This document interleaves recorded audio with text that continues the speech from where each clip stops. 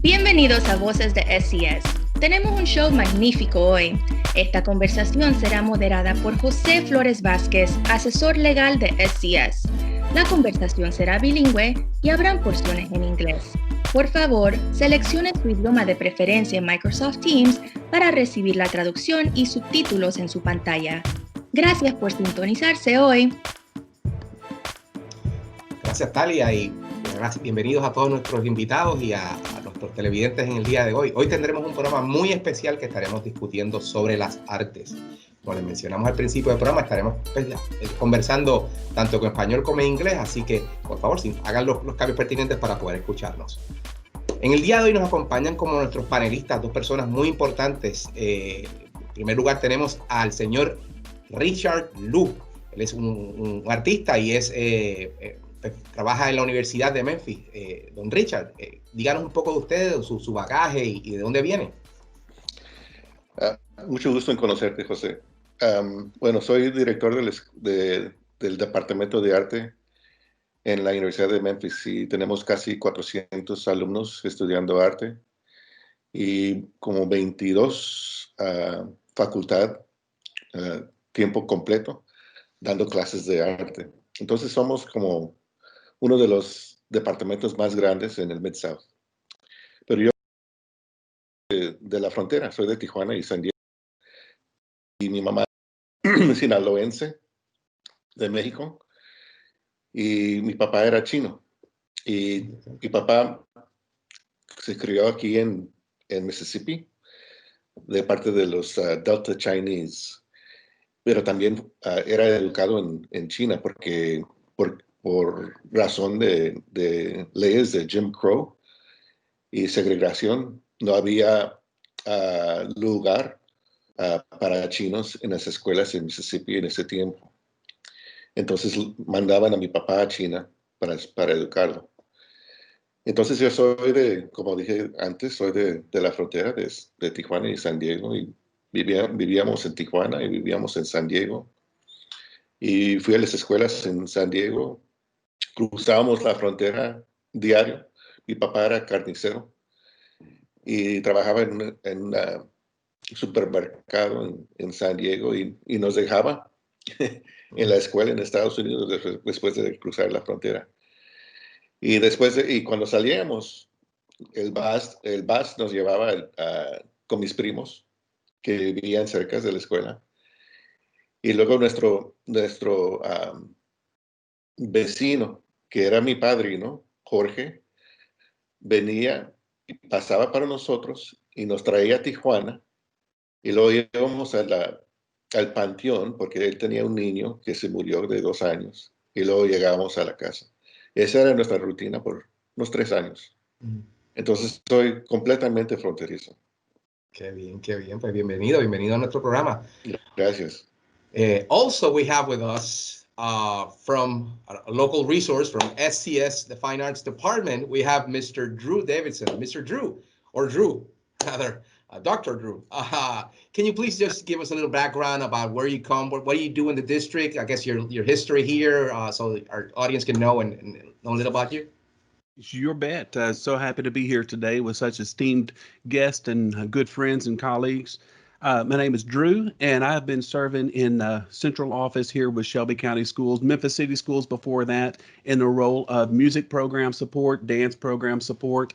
And I'm a musician. I play the saxophone and went to college, first in my family to go to college. I went on a music scholarship.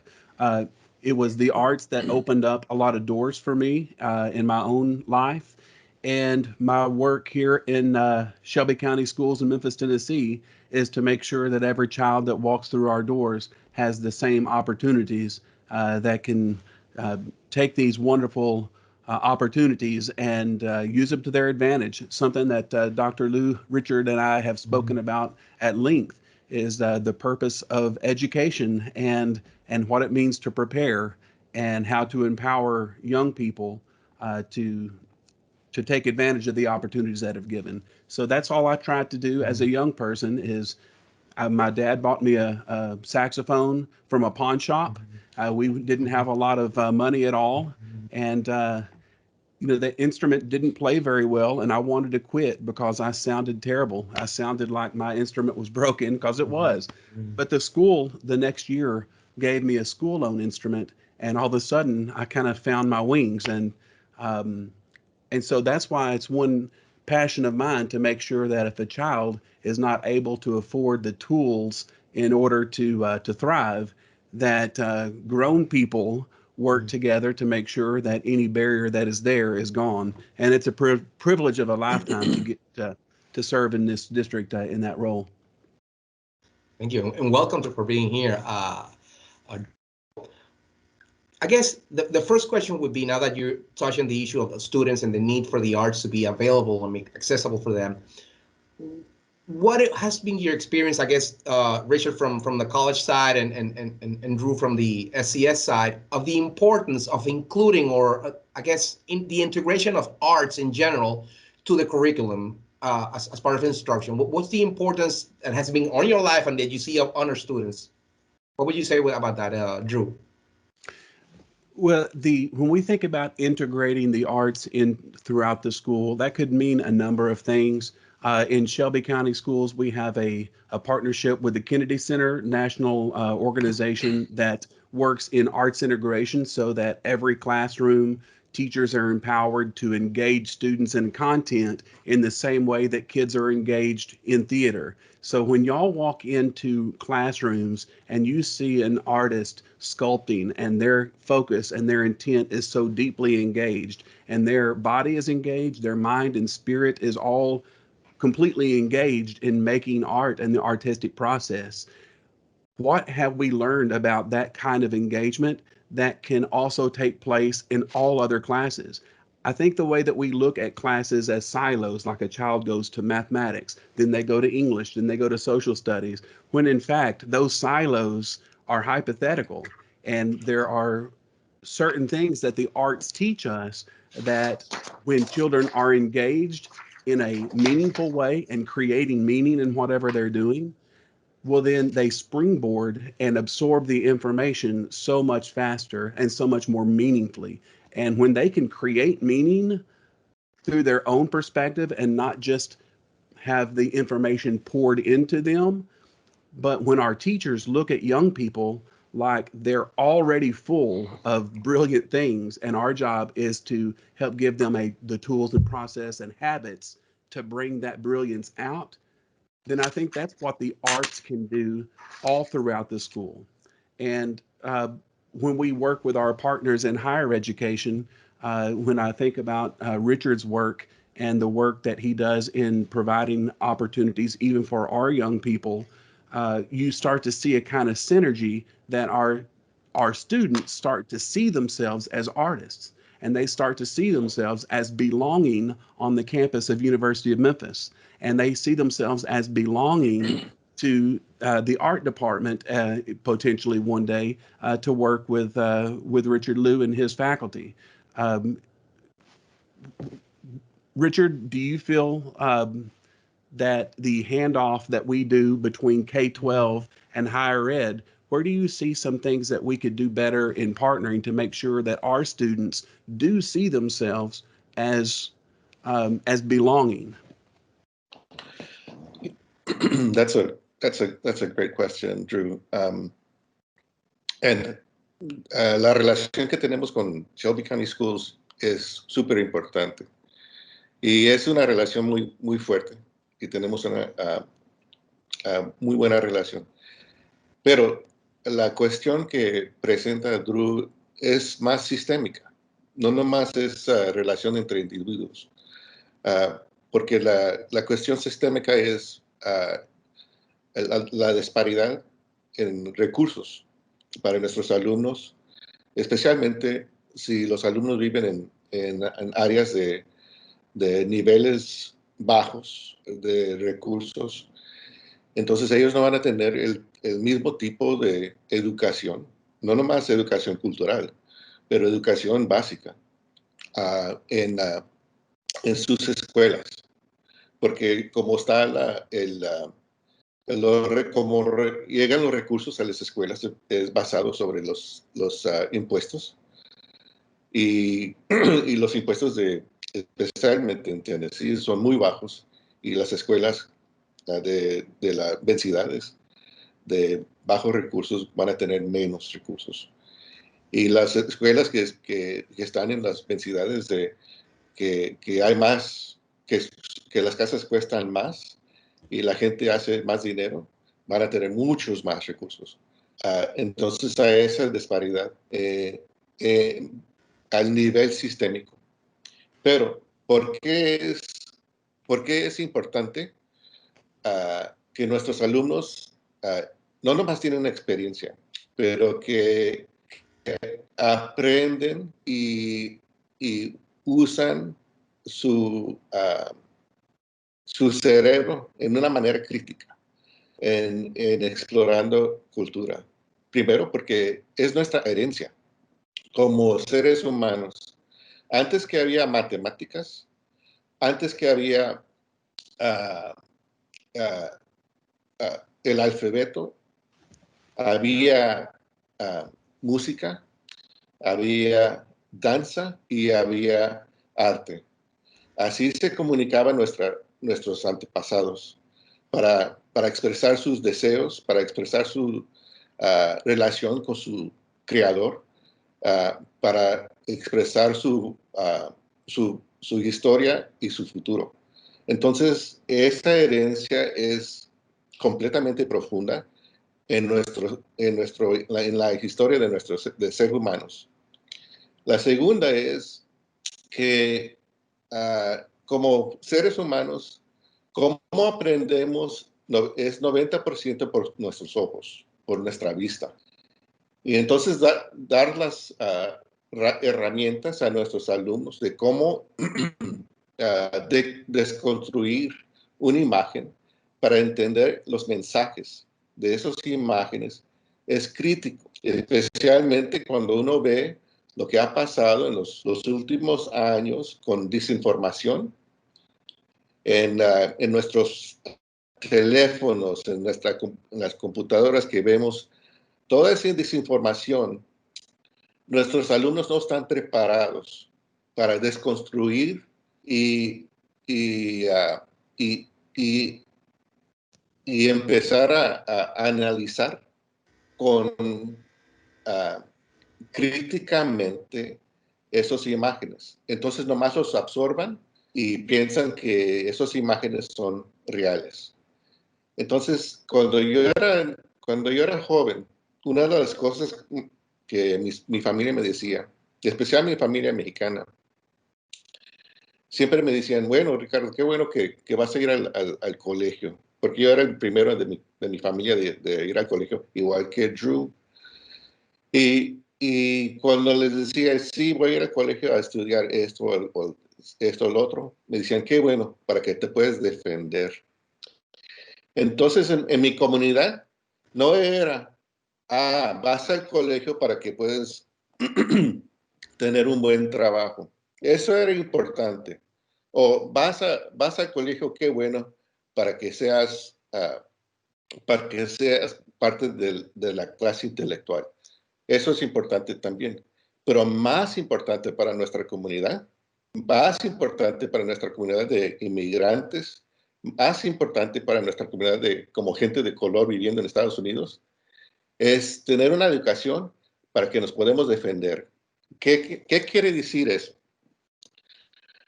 ¿Qué quiere decir eso? Es que nos podemos defender, saber nuestros derechos, saber cómo leer bien para que no nos hacen tontos, para que no nos oprimen y poder prestar nuestra voz, ayudar a nuestras familias y nuestra comunidad.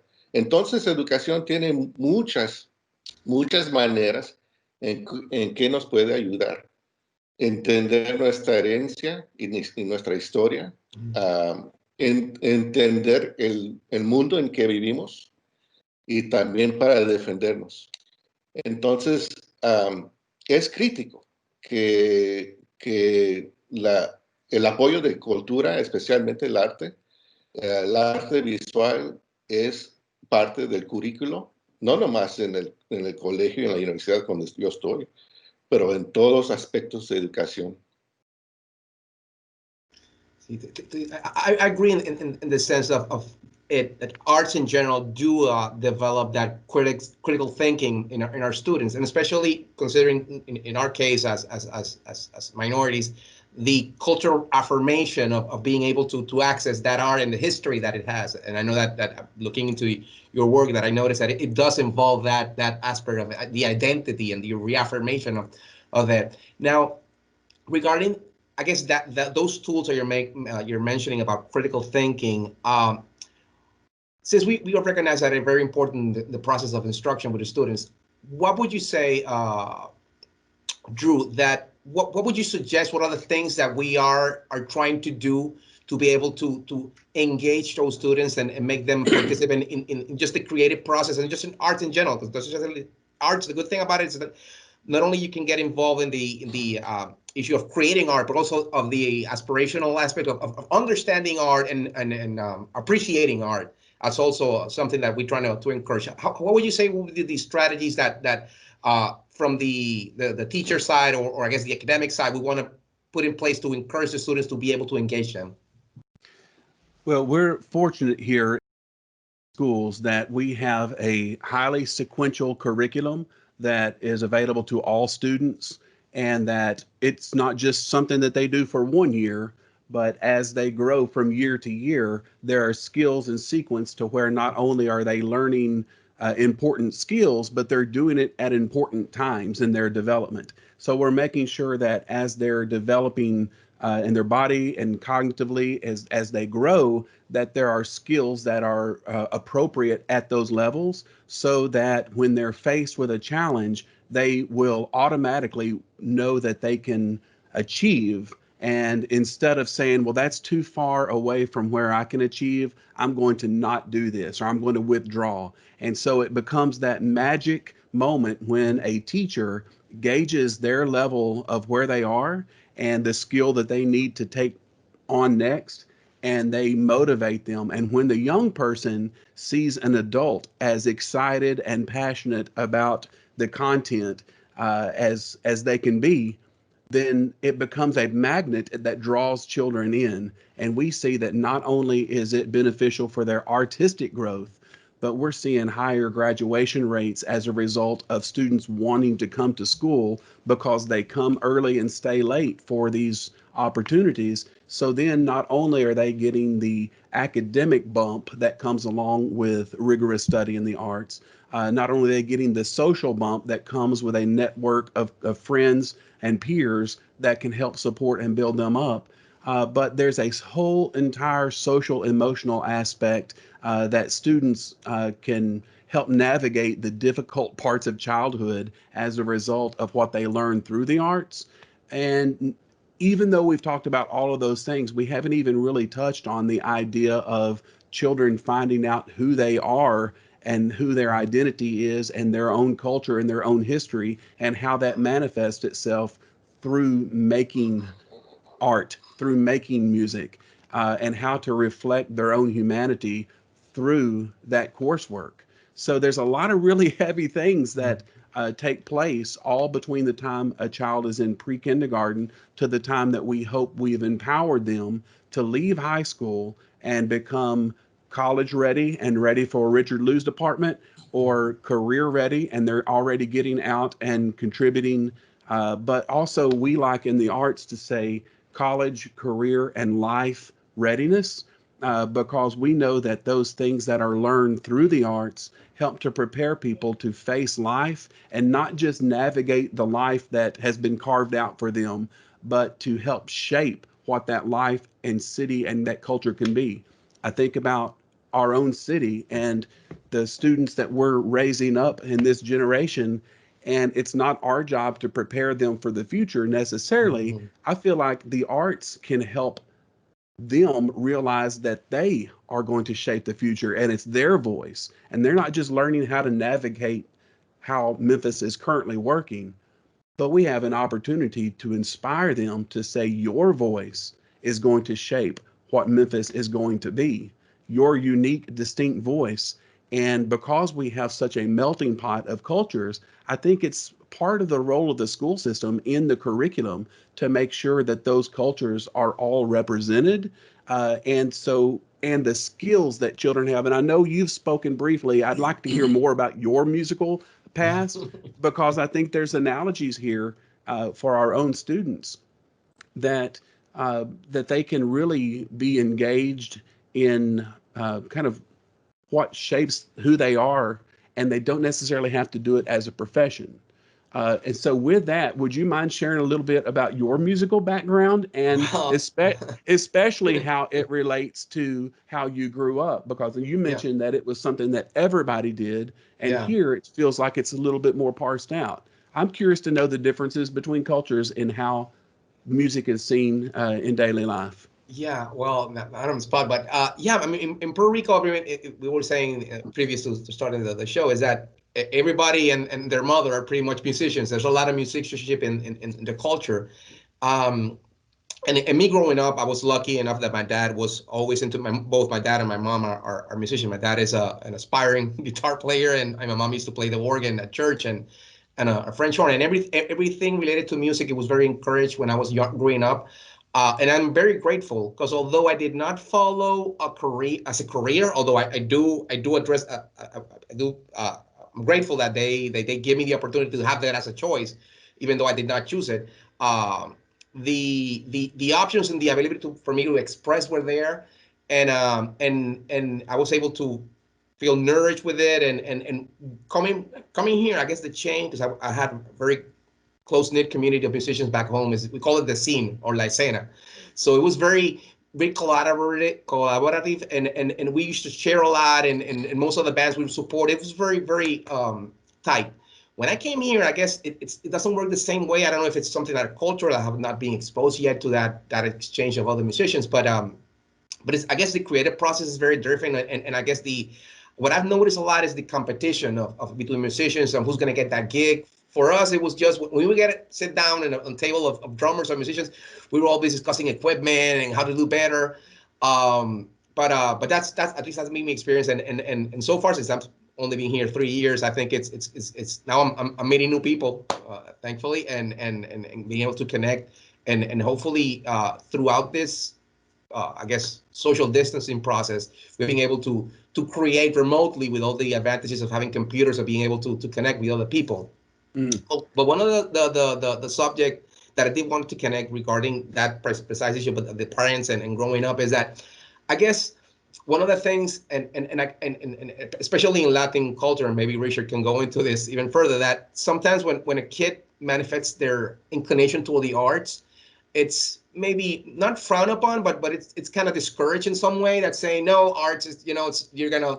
The first thing that I see when someone says wants to be a musician or a painter is that, oh, you're gonna die, be hungry. You're not gonna be able to make for yourself, and that's the thing that maybe even though there are opportunities in art that you can see art as a business and be able to I guess flourish in it. Something that mainly in Latino cultures we are discouraged at some point to stay off and maybe have a day job is a word and not really focus on art, which it should be complemented. In my case, for example, even though I grew up as a musician and I still like to think of it like that I'm one. I went into law, but the field in law that which I enter is related to the art. So I study copyright law, trademark, just managing contracts, and that's what has helped me to able to I guess channel my artistic inclinations towards what I want to do as a profession. So I don't know, what are the challenges that you see on your side with parents as a supportive support network for those students that not only want to embrace the knowledge of art, but be artists themselves? What's something that what is the challenge, and what is something that you would suggest for them to approach that, and how would you think that should be addressed at the family nucleus? I think that, I'll go ahead. Yeah. That's a really good question, Jose, and it's all right. And actually, it's one that I faced myself growing up. but before I address that, there's a couple of issues. Is that because when you say the Latin American culture, I can only speak specifically to my experience, being half Mexican, right? Because there's a great, as all of you know, there's a great diverse amounts of nationalities, and then even within those political lines, there's a great deal of diversity, especially when we talk about the indigenous populations of the Americas in Latin America and Central America and the United States as well. But they have long established traditions in the arts, and so when I think of like Mexico, I think of going to Mexico City, or even in Tijuana. We have amazing museums and contemporary art galleries. And in Mexico City, it's phenomenal. It's the biggest city in the Americas and has symphony halls and opera and the first library established in the Americas was in Mexico.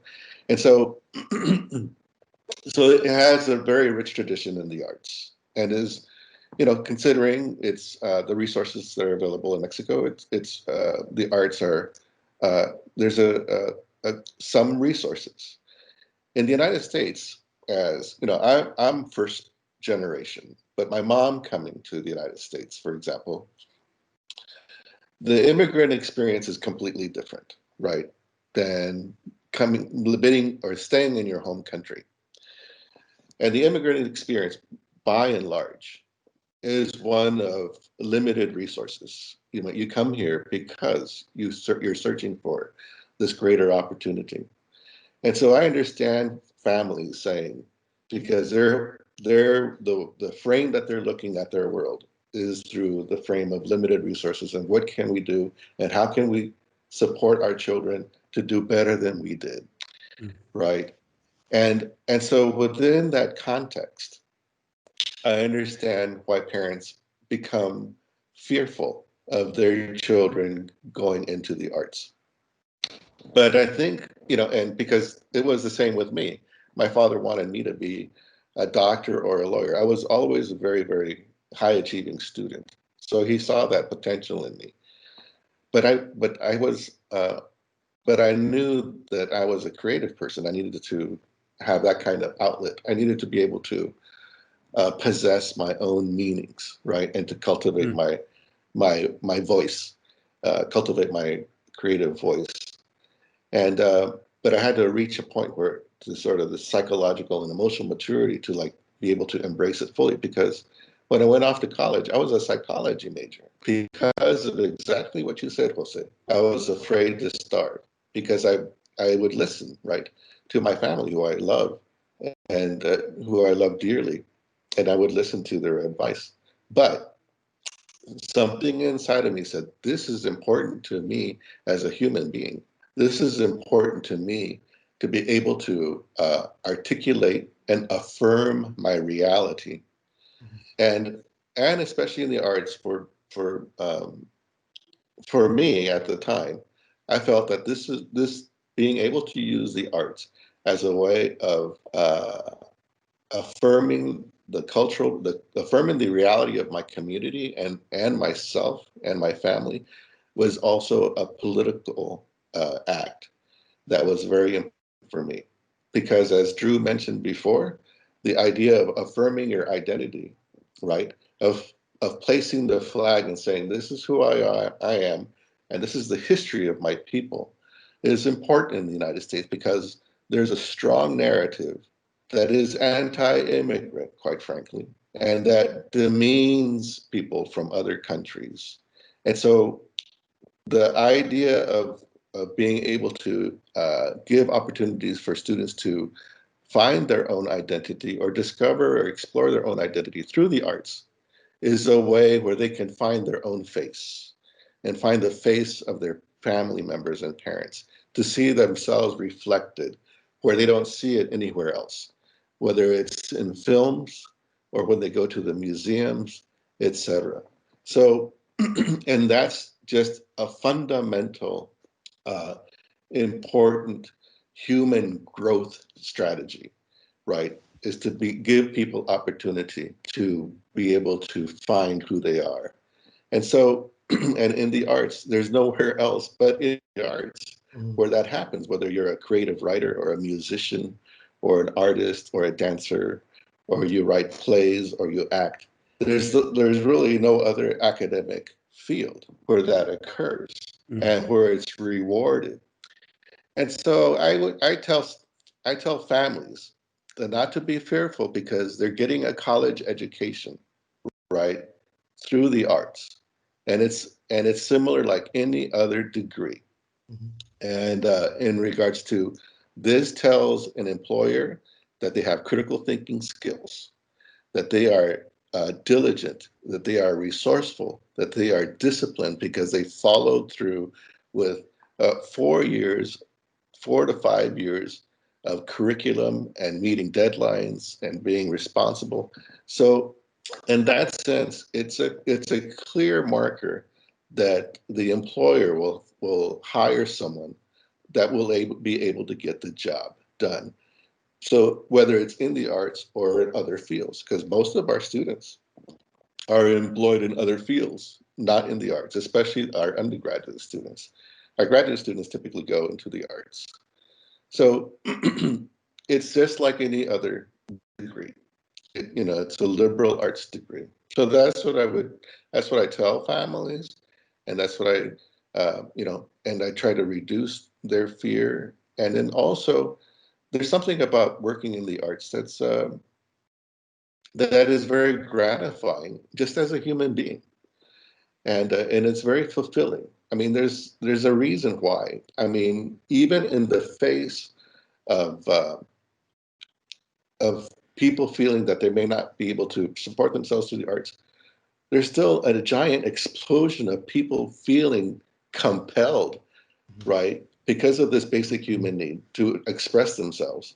There's no shortage of people, young people wanting to study the arts because there is that strong need. And so, so it's that balanced with, yes, you're getting a degree, and statistics shows that those that have earned a college and university degree earn pretty much twice as much as people that don't. So, and that's just a statistical fact. And so that, along with it's a human fulfilling desire to be able to articulate who you are on this planet. So I'm sorry. Can I respond from the K-12 perspective?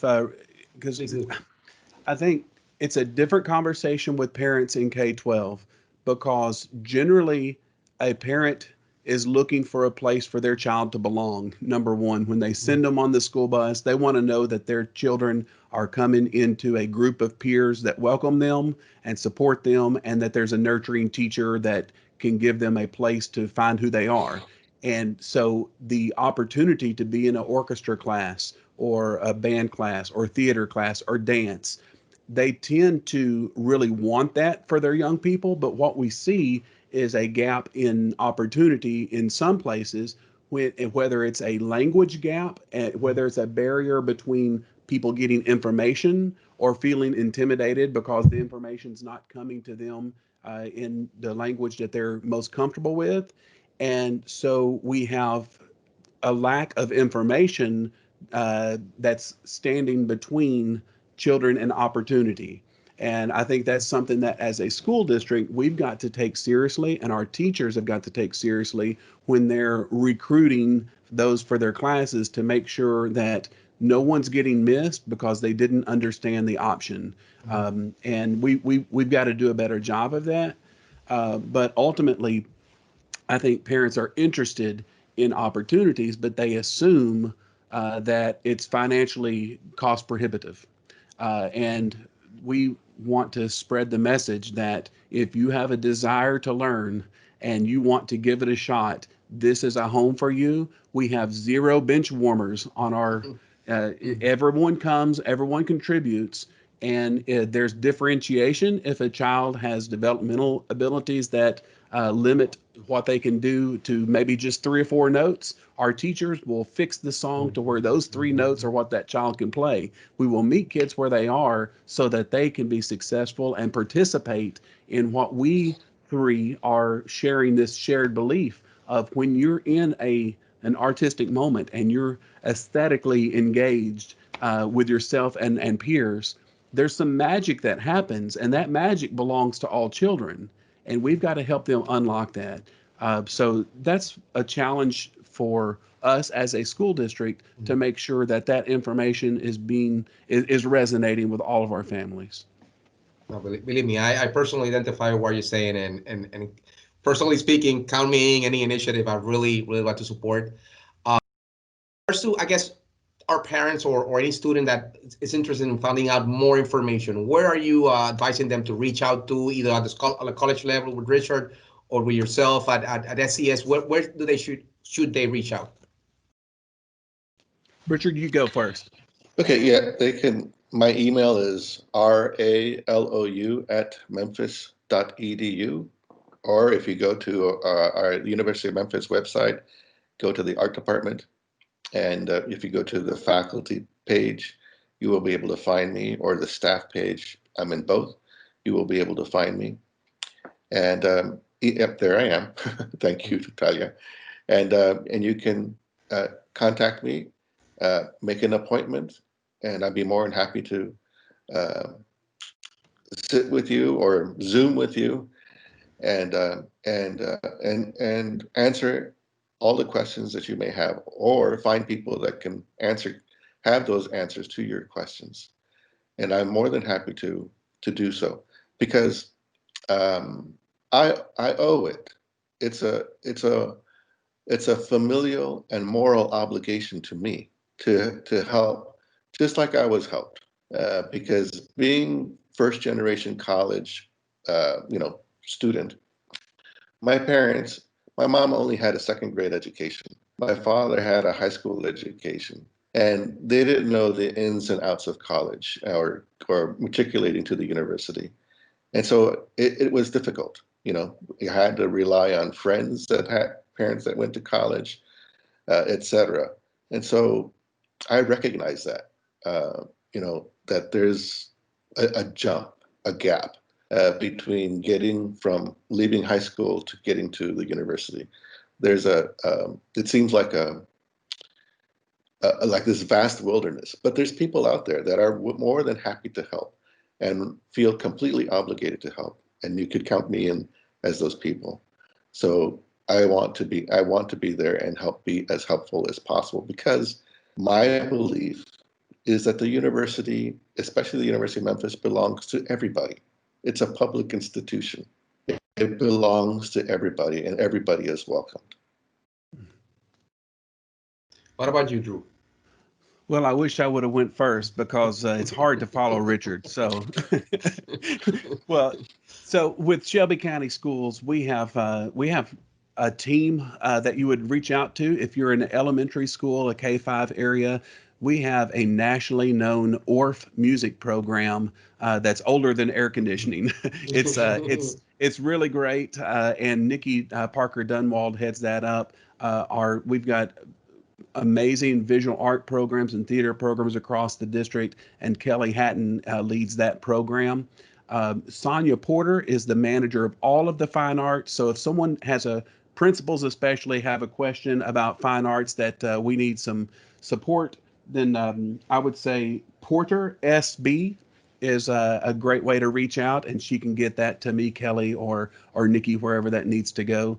I see on the screen, the Arts Matter website is up, and the 901 Music Ed Hub. If there are any questions, all parents can go to that. There are great parent resources, can learn how to make ringtones. There's all sorts of music engagement activities on that. We partnered with Music Initiative, and they're rolling out an amazing curriculum for young people that is about liberation through music.